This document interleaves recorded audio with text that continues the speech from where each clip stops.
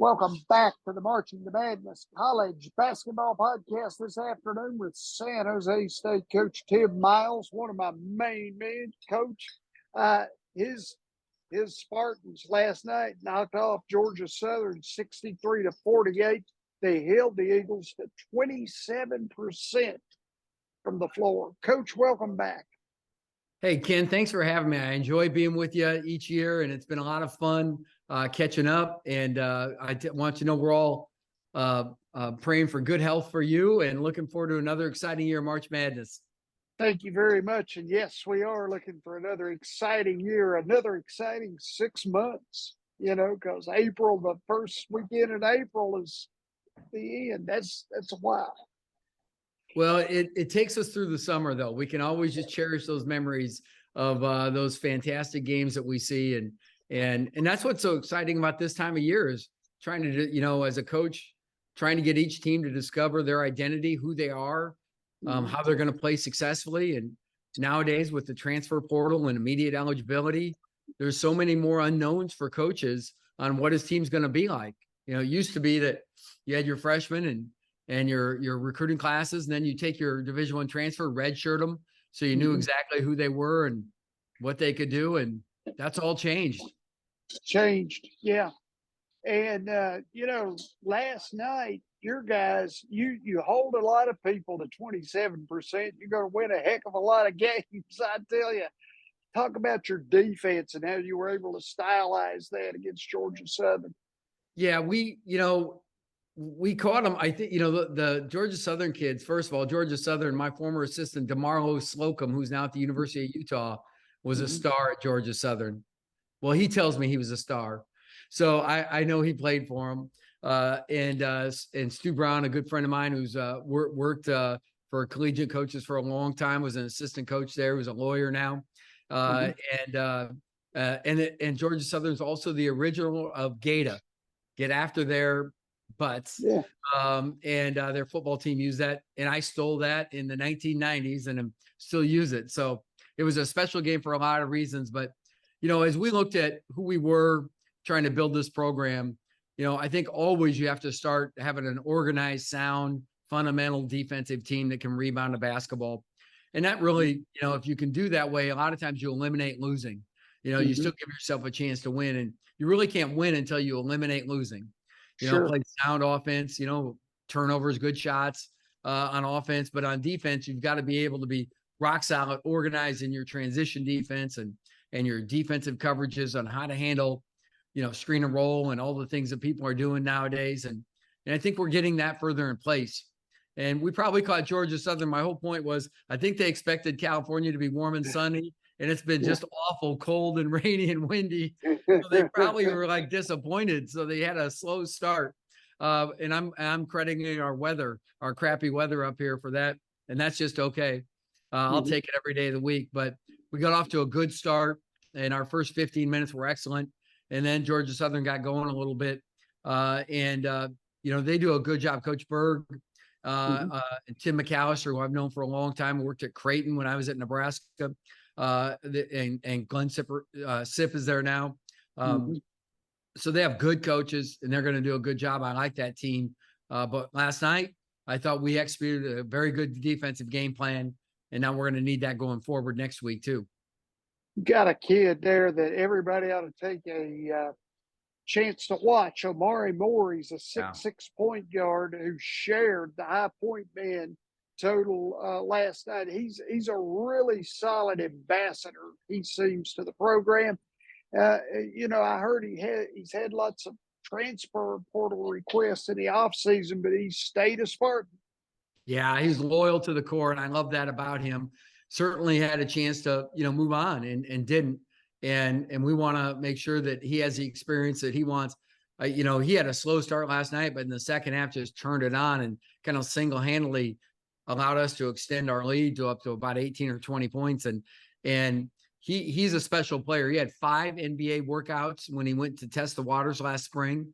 Would have had 6, but one of the franchises was playing for the NBA championship, so they weren't doing workouts quite yet. But I think we've had 6 or 7 different NBA franchises in to watch him practice and play already this year. And he's a special player, and we need him to be a go-to guy for us. And last night, I don't know, I didn't see Sports Center, but he should have been on their top 10 plays, because he had a play where he drove on the wing and dunked it over the whole gym, and pretty impressive stuff. Good stuff. Yeah, Alvaro Cardenas, yep. Cardenas, yes. He's another guard in the backcourt, as he played 37 minutes last night and also had 14 points. Yeah, and it's funny because in the Division II game, exhibition game, I had benched him twice, and so he came back with a and flourished on a rebound game, and that's a lot of minutes. We've still got Myron Amy Jr. coming off injury that's not quite up to speed yet, so that puts a little more pressure on Alvaro and Omari, but he was really good last night. He and Omari scored in the lane, scored against the length, and Georgia Southern's got terrific athleticism and can really light you up defensively on the ball. And those guys handled that really, really well. And I was happy about that. I'm looking forward to more of the same this weekend and next week for sure. Now, what makes Cardenas so solid, have a guard, as he's in the backcourt there with Moore? Ken, one of the things, Jim Molinari, who's now at Boston College, was my assistant in Nebraska for, I think, 5 years. And he used to say, point guards aren't a position, they're a nationality. They walk around like an Italian or an Irishman, right? Or whoever, right? But who they, like, you see a point guard like you see a quarterback, Sure. A guy walking around, takes command of the room. And Alvaro is all of that. He's got the DNA of that leader, of that strong voice, of that coach on the floor. And I just love that. I just love that about him. And that's really what I think makes him his best. You have a defensive threat there that's a shot blocker in Ibrahima Diallo. What makes his game improved as he opened as a starter last night? Yeah, 7'9" wingspan will do it for you. Okay. He's a super long player. Our defense last year, we lost him. I think we lost him for 15 games, I think, or 14 games, and went 0-14. So, tell me he's important. Now, this year we've got more depth. Last year we were a little bit hamstrung that way, but he's a guy that really is important to us, especially on the defensive end. He's an emerging and improving player on the offensive end. He was pretty solid last night, except he didn't make his free throws. He struggled at the foul line, 1 for 4. He'll get better that way. And he's a young guy that really is important to us, heart of gold, and does a really excellent job for us on the defensive end. Now, you have a pair of solid forwards in Trey Anderson and Sage Tolbert. I was looking at the stats from a year ago as I was studying, and I noticed that Anderson was 43 of 95 from the three-point line. Yeah, I was going to say, how did that go under the radar, right? I mean, he's an outstanding three-point shooter. Transferred from the University of South Carolina, played for Frank Martin there, and came to us and kind of plays what we would call the stretch four, right? A power forward kind of wing type player, can play both spots, but can really bang a three. He gets his feet set, it's over. And he and Tibet Gorner are another from Turkey, are two guys that really shoot the three-pointer. And they're both 6'7" and 6'9". So they've got that long and length and athleticism where they can get and elevate over a closeout, a defender approaching them, and knock those down. Sage Tolbert is a guy that played. He's a Houston kid. He played at Southeast Missouri and then Temple, and transferred to us as a grad transfer. He's in grad school right now, and he's done a really good job. Physical, super athletic, and another kid that can play multiple positions. And we need his strength and length and his athleticism really critical for us. He was really good last night. Yeah, you brought in 6 freshmen to go with the transfers. I was curious if you'd discuss the overall talents of that group and how the possibility of building a rotation will work. Yeah, well, really what we need is their patience, right? Because as you've seen with COVID and the COVID year, every team got older in college basketball, making it harder for a lot of young kids to even get the scholarship opportunity, and let alone walk in and play immediately, because college basketball got older. And I like that about college basketball. I talked to a number of national guys about why they aren't considering 5 years of eligibility more strongly. And, and eliminate the red shirt because now people don't have to sit out on transfer. So, whatever it might be, I think that's important. JT Elder, Max Allen are two really important guys for us. Garrett Anderson is another young guy oozing of talent. Those three guys, I think, are going to be good in the Mountain West as time prevails. Max is in the rotation right now. JT Elder's been sick. And Garrett just, is acclimating to our system, our style of play. Has some really good days of practice, and then there's some days that he looks like a freshman. And as that goes forward, I look forward to those guys really emerging for us. Leo Torbor is another young guy that is a state champion in high school, plays really good defense, really good length and athleticism, and I'll look forward to him continuing too.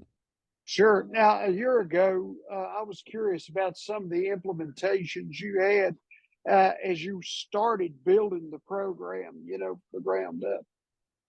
Yeah, no doubt. And this year, we have 7 new players. So where I felt like, oh, we'll just take off right where we left off, half your team over half your team. So it's like, what are you talking about, coach? What's going on? So there's some of that implementation still going in, Ken. And when you look at that, I think that's part of it. And that's part of the way it is in nowadays basketball. I don't think that's going to change. But when you look at it, I just believe that, again, we go back to our original thoughts that we talked about. You eliminate losing. So you want to play sound offensive basketball, get your best players the best shots, and you want to be organized on the defensive end where you can be hard to score against, and then a solid rebounding team that allows you to end possessions and get back down the floor in a hurry. So kind of a no-nonsense approach that we've always done. But now with so many new players and vital guys that are important to what we're doing, I think we need to look at maybe making some tweaks in our system for some of these guys too. What are key analytics that you and your staff may work on? Well, there's more analytics available for college basketball than ever before. And it's just amazing the things that are out there. I'm still pretty, I look at how you play per possession, right? So everything's about points per possession. And we can break that down individually. We can break that down into groups, 2-man groups, 3-man groups, 5-man rotations. Those are the most important things to me. Certainly the 4 factors that everybody talks about, your turnover rate on offense and what you're turning people over on defense, your rebounding ability, how often you get fouled, how aggressive you are for free throw rate, and effective field goal offense and defense. And so there's a lot of factors that go into all of those things. But what I found over the time, when I was in the Big Ten, we had the resources to really capture anything we wanted to. And sometimes the players, you could tell, just would kind of freeze up a little bit when you started working them over with too many numbers.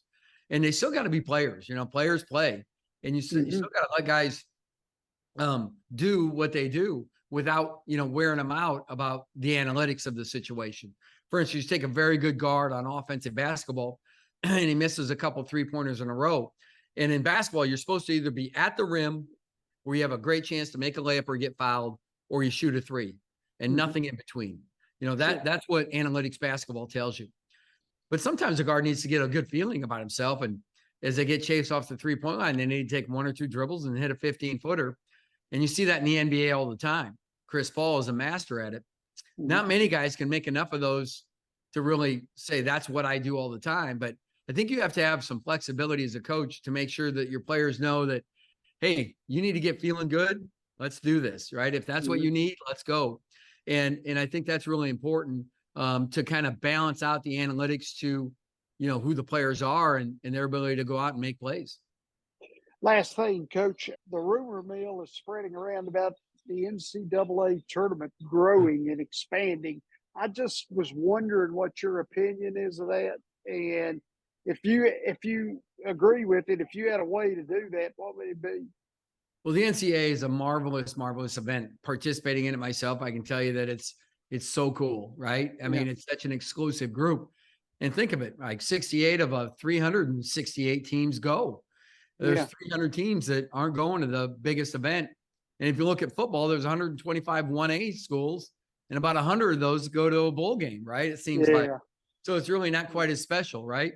But I don't have strong feelings either way on expansion or no expansion. I do know this as a guy that has felt left out before, where you feel like your team deserves to be in. It's going to happen whether you play 68, 72, 96. You're always going to have 3 or 4 that feel like they should be in, and 4 or 5 where everybody says, why are they in there? So that's kind of the way it goes. I can see some very moderate expansion because that we've allowed Division I men's basketball, which is quite frankly different than Division I football. Remember, if you look at the basketball and you compare it to football, you have 125 or 130 1As, right? Sure. Mountain West schools, I think the Sun Belt schools, and all the Power Fives, SEC, ACC, right? Big 12, Big 10, and those guys, right? Those are the 130 1As. Then you have 1AA s, right? Like the North Dakota States of the world, and and Northern Iowa of the world, and I'm talking about Midwest because that's what I'm most familiar with. But you've got those kind of mid-sized schools that play normal basketball and are in the NCAA tournament like us, but play a different level of football. And then, of course, you have 1 AAAs, like the Big East, that are high major basketball with no football.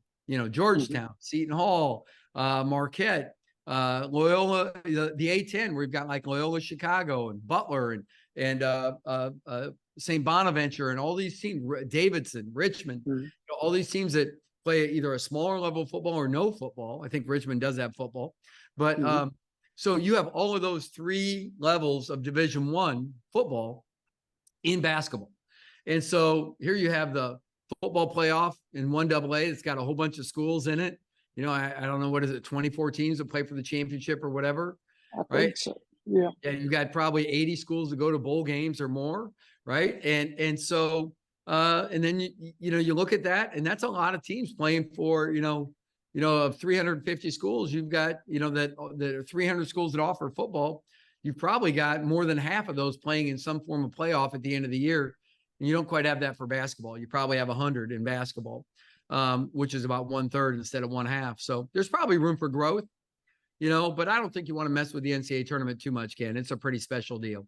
Yeah, it's the best. Obviously, I'm going to say that, but it is. I mean, it's something that I've gone to, except for like last year I was telling you about, since I was 13 years old. I hit a bracket somewhere.